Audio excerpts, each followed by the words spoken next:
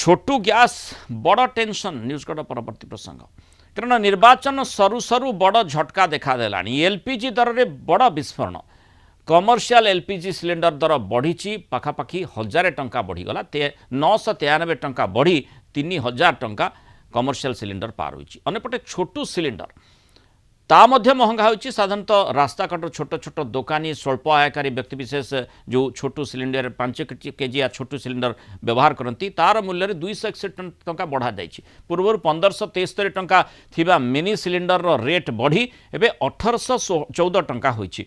Gas filling पाई पूर्व 630 टंका थिबा एबे 870 टंका होइछि। दर वृद्धि जोगु बाहर रहुतबा छात्र छात्री कर्मजीवी माने सीधा सड़क भाव में प्रभावित हेबे। एने एक नंबर हाटरे थिबा गोटे पेट्रोल पंपर मैनेजर अधिक आलोचना करछंती कलिंग टीवी प्रतिनिधि सुमन कुमार राणा। खाउटी को पुणी थे महंगा माड़ 19 किलिया कमर्शियल गैस सिलिंडर दर वृद्धि पर एवं 5 किलिया जो एफटीएल गैस सिलिंडर सरकार तरफ जो इंडियन ऑयल एवं विभिन्न पेट्रोल पंप प्रदान करा जो बिक्री करा तार मध्य दर वृद्धि होइछि। आम सहित petrol pump Indian oil petrol pump जी मैनेजर अच्छा यूनिट 1 हाटर सर कौन एबे जो रही दर आगु केते दर थिला वर्तमान आज जो दर वृद्धि होइछि केते टंका दर वृद्धि होइछि? आगुरी थिला 1573 टंका 5 किलो गैस सिलिंडर सहित गैस फिलिंग नहीं 1573 टंका आज सेटा 1814 टंका 50 पैसा बिक्री हो 240 टंका 42 टंका एवरेज बढ़ी। ये पुणी आउ थे गोटे ग्राहकों गोटे महंगा माड़ पुणी माड़ 5 किलो 242 टंका है माने केजी पिछा 80 टंका ऊपर पड़ जाऊँ ना। एटा ये बैचलर पिला मैक्सिमम नौ बैचलर पिला जो माने कॉलेज पिला ये से गोटे बोझ है भाया लगुच।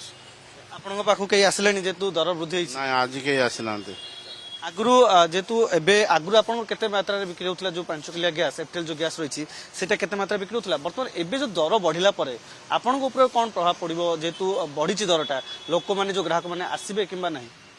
जाले ग्राहक कम आसीबे जेतु 240 टका बढ़िलानी 5 किलो माने जा बेले लोक संख्या कमी जिवे 5टा 7टा बिक्री होतला एबे गोटा 2टा बिक्री हो बोली आशा कराउ। आगु आपन केते रखुतले 5 किलो गैस जो एफटेल गैस रही 5 केजी केते रखुतले एबे आपन को पाखे केते स्टॉक अछि? एबे स्टॉक 10टी रे 12टी अछि हमको 15टा 12टा 11टा एमती दिया जाए।